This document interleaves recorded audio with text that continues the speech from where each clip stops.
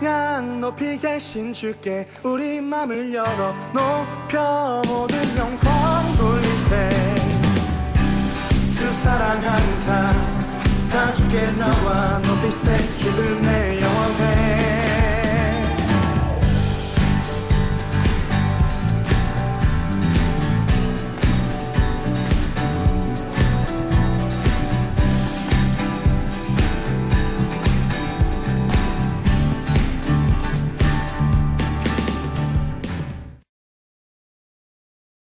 오늘 하나님의 말씀을 연속적으로 듣도록 하겠습니다. 난 무엇을 드릴까?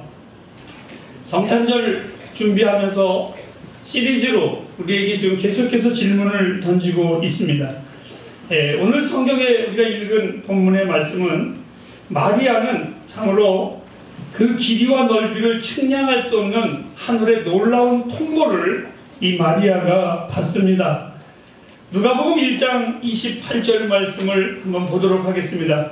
그에게 들어가 가로되 은혜를 받은 자여 평안할지어다. 주께서 너와 함께 하실지어다. 은혜를 받은 자여 평안할지어다. 이 말씀을 들은 후에 30절과 31절에 연속적으로 이렇게 천사가 하나님의 그 대신에서 메시지를 던져줍니다. 다 같이 읽어보실까요? 시작. 천사가 일러 가로되 마리아여 무서워 말라. 내가 하나님께 은혜를 받았느니라. 보라 내가 수태하여 아들을 낳으리니 그 이름을 예수라 하라. 여러분, 이러한 놀라운 통보를 받은 마리아가 너무너무 그 감격과 은혜를 어떻게 표현할 길이 없어서 자기의 친족인 하나님의 종인 엘리사벳을 이 여인이 만나러 갑니다. 그래서 이 여인에게, 이 사람에게 가가지고 자기가 이러이러한 음성을 듣고 내 태중에 이렇게 놀라운 사건이 있습니다 라고 말을 했을 때에 그 엘리사벳이 마리아를 보자마자 무엇이라고 말을 했는가? 45절 말씀입니다. 자, 시작. 믿는 여자에게 복이 있도다. 주께서 그에게 하신 말씀이 반드시 이루어질지다. 오늘 믿는 여자에게 천사가 너에게 일러준 그 말을 내가 아멘으로 믿는다면 너는 참으로 복이 있도다. 이 말을 듣자마자 마리아는 내가 믿습니다 이렇게 말하는 것이 아니라 그의 영혼 속에서는 이미 하나님의 그 놀라운 축복의 감동의 물결이 흘러 이 여인이 이렇게 고백을 합니다. 46절 말씀해 보니까 오늘 우리가 읽은 본문의 말씀입니다. 내 영혼이 주를 찬양합니다. 이렇게 이 여인이 답변을 합니다.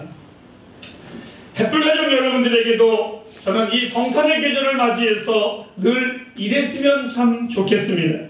주님 때문에 여러분의 마음에 즐거움이 있고 주님 때문에 여러분들의 삶에 노래가 있고 찬양이 있기를 주님의 이름으로 축복합니다. 주님이 여러분들에게 만일 그렇게 여러분들이 감사하고 그렇게 찬양한다면 하나님은 반드시 여러분들을 복되게 하시고 그 복됨을 받았다면 여러분들은 당연히 하나님의 이름을 높이시기를 바랍니다. 어떤 이가 이 성경을 읽으면서 이렇게 말하는 이도 있을 것입니다. 목사님, 마리아는 찬양할 만한 이유가 다 있었다고. 한 여인이 그 전능하신 하나님을 잉태하는 복된 여인이 됐으니 어찌 찬양하지 않겠습니까? 라고 말을 한다면 저는 이렇게 말합니다. 그렇다면 나와 여러분들도 그러합니다. 왜? 성경은 이렇게 말했습니다. 지극한 은혜를 입은 자들이 우리들이라고. 즉 우리 가운데 하나님의 은혜를 안 입은 자가 어디 있겠습니까? 그것은 나와 여러분들이 예수 그리스도의 은혜로 말미암아 하나님의 자녀가 되었다라는 것, 구원의 백성이 되었다라는 것. 바울 사도는 자기가 받은 구원이 감히 표현할 길이 없어서 그는 이렇게 고백을 했습니다. 이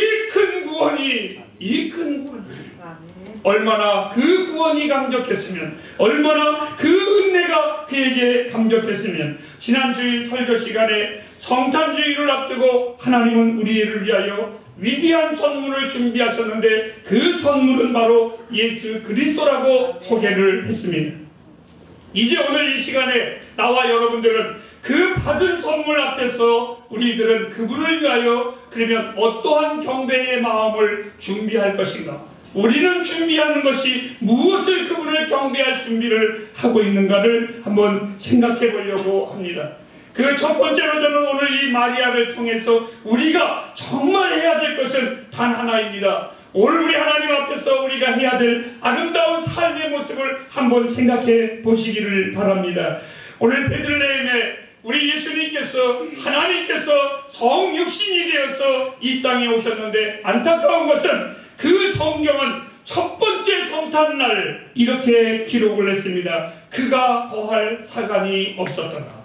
즉 다시 말해서 그가 거할 방이 없었더라. 아닙니다. 그날의 유월절을 지키기 위하여 예루살렘을 들끓었습니다. 시끄러웠습니다. 많은 사람들이 동서남북에서 예루살렘으로 다 모였습니다. 정말 다 하나님께 예배한다고, 그리고 하나님을 찬양한다고 다 모였습니다. 그런데 그날 밤에 정말 놀라운 것, 유월절의 주인공이신 예수가 탄생하는데, 아니 우리의 심령에 가장 중요한 그 아름다운 하나님의 사람이 이 땅에 강림하시는데 그가 거할 방도 없었고, 아무도 그 유월절의 주인공은 그 프로그램은 바빴지만 유월절을 행사하기 위해서 모든 사람들이 뜨겁게 그 프로그램을 즐기기를 원했고 계획을 세웠지만 유월절의 진정한 주인은 그들은 생각하지 않았습니다. 마치 이런 것입니다. 성탄절입니다. 여러분, 성탄절에 흥겨운 노래도 있고 프로그램도 있고 행사도 있고 모든 것이 다 있는데 그 성탄의 주인공인 예수에게 관심이 없다면 그것은 슬픈 성탄절이 되고 말 것입니다.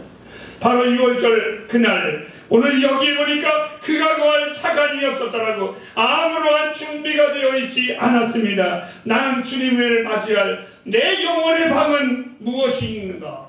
오늘 나와 여러분들이 우리 주님을 영접할, 우리 주님이 강림하실 그 성령의 역사하심이 내 안에 임할 나의 심령의 방은 준비되어 있으십니까?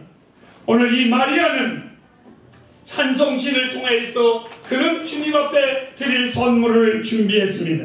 나는 무엇을 준비해야 하는가를 묻고 싶었습니다. 동방의 박사가 황금과 유향과 몰약을 준비하였다면 나는 과연 무엇을 준비할 것인가? 분명 우리 교회에서는 절기에 여러분들을 위해서 성탄 헌금 봉투가, 그리고 초대장이 여러분의 가정에 분명히 배달이 될 것입니다. 하지만 성탄 헌금을 받으실 만한, 그 축하 헌금을 받으실 만한 분이 누구이시며, 그리고 그 초대장의 주인이 누구이시라는 것을 나와 여러분들은 분명히 알아야만 합니다.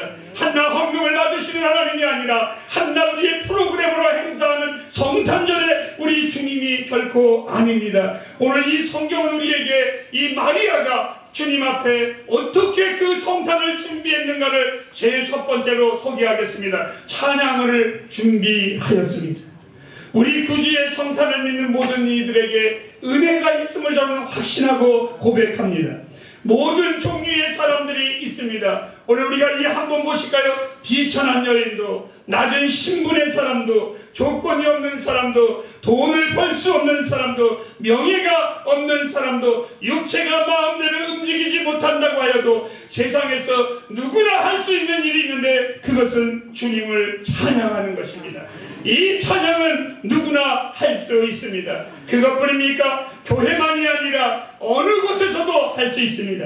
풍랑이 휘몰아치는 가운데에서도, 그리고 오늘 우리 집사님의 간증처럼 병원의 위기와 의사의 위기가 오는 그 순간에도 그의 아내가 하는 말이 하나님 앞에 기도하십시오, 기도합시다라는 그것처럼 나의 작은 골방에서도 아름다운 자연을 보면서도 우리는 행할 수 있는 것이 있는데 찬양할 수 있습니다. 왜요? 우리 주님은 어느 한 곳에만 계신 분이 아니라 온 땅에 가득한 분이시라 어느 곳이든지 찬양할 수 있고 어느 곳이든지 우리의 찬양을 받으시는 하나님이십니다.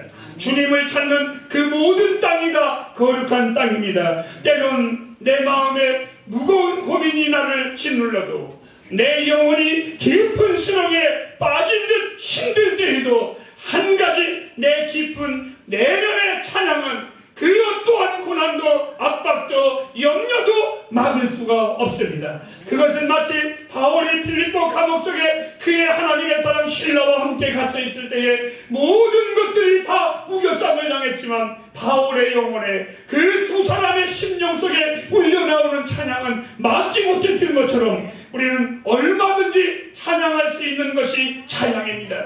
함께 하지 않아도 홀로 있어도 부를 수 있는 찬양, 아니 여러분들이 혼자이거든 거울을 보면서 할 수 있는 것 찬양입니다.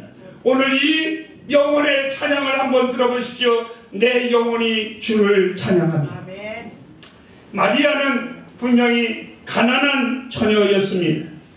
금도 은도 이 여인에겐 없었지만 그녀는 달콤하게 이 시의 한 절을 고백합니다. 내 영혼이 주를 찬양합니다. 분명 이 세상에 많은 보화로 하나님 앞에 선물을 하는 것도 굉장히 중요한 일입니다. 하지만 교회가 물질로 모든 것을 해결한다면 교회는 이미 그 물질로 인하여 세속화되어 버리고 말았습니다. 주님은 찬양하는 일을 본 한 푼 없는 사람도 할 수 있습니다. 죄인도 찬양할 수 있습니다. 가난한 자도 찬양할 수 있습니다. 오늘 여기 보니까 내 영혼이 주를 찬양하며, 이것은 정말 금같은 가락의 한시라고 저는 생각을 합니다. 햇불가족 여러분, 제가 다시 한번 여러분에게 묻습니다. 성탄 선물을 무엇을 준비하시려고 고민하고 계십니까? 저는 여러분들이 그냥 주님만 생각하면 저절로 찬양이 나오는 아름다운 마음을 드리기를 주님의 이름으로 부탁합니다. 찬양한다라는 뜻은 라틴어로 크게 한다라는 뜻입니다. 우리가 주님을 위대하게 할 수는 없습니다. 하지만 그 위대하심을 나타내는 것이 있는데 그것이 바로 찬양입니다. 하나님의 영광은 그분을 높이는 것이 내 삶의 존재의 목적이 되기를 저는 원하고 있습니다. 책상에 앉아 하나님의 말씀을 준비하며 내 나름대로 불렀습니다. 아마 이 설교의 시간이 더 많다면 오늘 이 한 대목을 마치고 우리 함께 찬양합시다. 정말 위대하신 하나님의 이름을 노래하고 싶었습니다. 햇불가족 여러분, 제가 여러분에게 부탁합니다. 우리가 주님 앞에 드려야 준비할 것이 있는데 찬양을 준비하십시오. 이제 두 번째로 겸손한 마음을 준비하시기를 바랍니다. 만약 우리들 가운데 마리아처럼 은혜를 입어서 우리 예수님의 친족의 약속을 받는다면 여러분들의 마음이 어떻겠습니까? 오늘날 우리들이 보면 별것도 없는 신앙의 마음도 자만하고 허영적인 교만에 빠질 때가 참 많이 있습니다. 그런데 오늘 이 성경에 보면 마리아는 굉장히 겸손했습니다. 뽐내는 대신 주님을 찬양했습니다.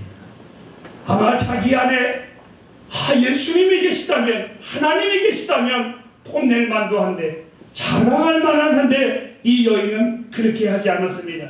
뽐내는 대신에 주님을 찬양했습니다. 그리고 이 여인이 이렇게 말을 합니다. 그 큰일이 내게, 이 말은 비천한 나인데 주께서 내게 은혜를 허락하셨다고. 사랑하는 불가족 여러분, 하나님의 은혜를 말할 때 하나님의 은혜예요, 이렇게 말하지 마십시오. 하나님의 은혜를 말할 때 나의 비천함과 무가치함을 대조시키면서 고백하시기를 바랍니다. 그래야 그 하나님의 은혜가 은혜임을 알게 됩니다. 어저께였었습니다. 제가 어디를 갔다가 오다가 차를 몰고 오는데 갑자기 아버지가 그리웠습니다. 그래서 그 그리운 나머지 아버지를 생각하다가 아버지의 지난날의 뒷모습을 그려보았습니다. 아버지가 어떻게 홀로 엄마 없이 두 아들을 키우셨을까? 그리고 아버지가 두 아들을 키웠을 때 행하셨던 일들을 제 머릿속에 떠올랐습니다. 분명히 공직에 계실 때에는 참으로 높은 자리에 있었는데, 제 기억으로는 두 아들을 키우면서는 두 아들에게 밥은 굶기지 말아야 되고 추하게 키우지는 말아야지 하는 아버지의 욕심은 내 머릿속에 돌아가시는 날까지 단 한 번도 양복 입은 모습을 제가 못 보았습니다. 당신이 분명 고위직에 계셨던 것 지난날 자랑할 수도 있는데, 내가 이렇게 살았는데 내가 어떻게 이런 일을 행할 수 있느냐라고 말할 수도 있는데 한 번도 그것을 부끄러워하지 않았습니다. 손에 잡히는 대로 일을 하셨어요. 무엇이든지 일을 하셨습니다. 그 아버지의 그 사랑이 갑자기 내 마음을 울려 눈물이나 차를 옆에다 세워놓고 한참 입을 울었습니다. 아버지가 참 그립습니다. 그런 순간 갑자기 내 안에 더 강한 밀려옴이 있었습니다. 주님의 사랑이었습니다.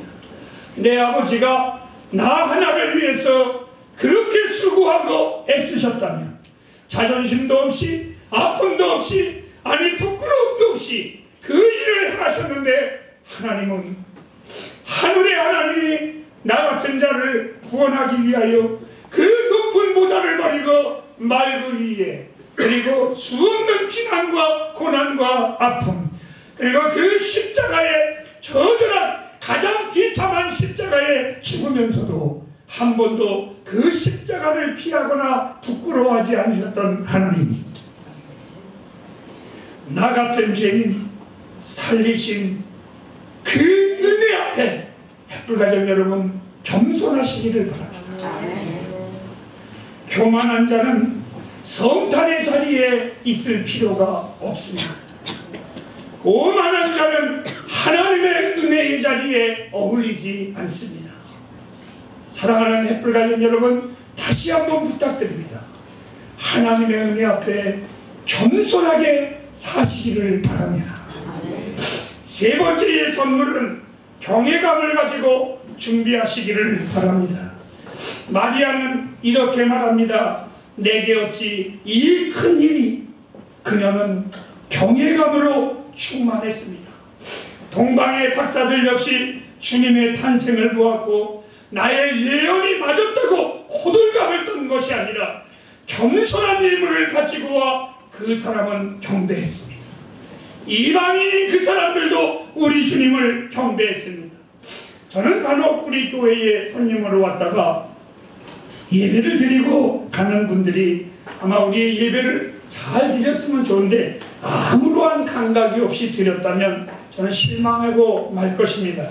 그런데 목사님, 정말 예배란 이런 것이구나 라는 것을 드렸습니다. 감사합니다 라고 그러한 감격의 말을 하면 제 마음이 얼마나 좋은지 모르겠습니다.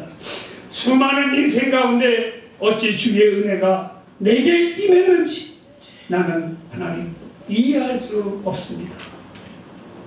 여러분, 그 고백이 우리에게 있어야 됩니다. 나와 여러분을 구원시킨 우리 주님의 그 십자가의 은혜가 정말 내 안에 감사를 떠나서 감격과 그 경외감 속에 고백이 되어야 됩니다. 주 나의 하나님, 그분의 은혜가 얼마나 영광스러운지, 그 축복이 지금까지 내 삶에 얼마나 가득한지 찬양할 수밖에 없는 하나님의 은혜를 늘 잊지 않기를 주님의 이름으로 부탁합니다. 마치겠습니다. 여러분, 무엇을 주님 앞에 드리시겠습니까? 이러한 준비된 마음이 있다면 이제 여러분들은 무엇을 성탄날 하나님 앞에 드리겠습니까? 저는 이렇게 표현하고 싶습니다. 황금이 없다면 경외감으로 드리십시오. 몰약이 없다면 겸손한 마음으로 주 앞에 보십시오. 유향이 없다면 찬양으로 그 주님 앞에 나아오십시오. 그리고 성탄을 준비하는 여러분의 얼굴이 오늘 이 마리아처럼 밝고 밝은 얼굴이 되길 주님의 이름으로 부탁합니다. 그리하여 우리가 섬기는 하나님이 우리의 이웃들이 우리를 보고 얼마나 위대하고 존귀하신 분인지 느끼고 알게 하시기를 부탁을 드립니다. 그리할 때에 하나님이 여러분의 삶에 복의 복을 더하시리라 하시는 기도하겠습니다.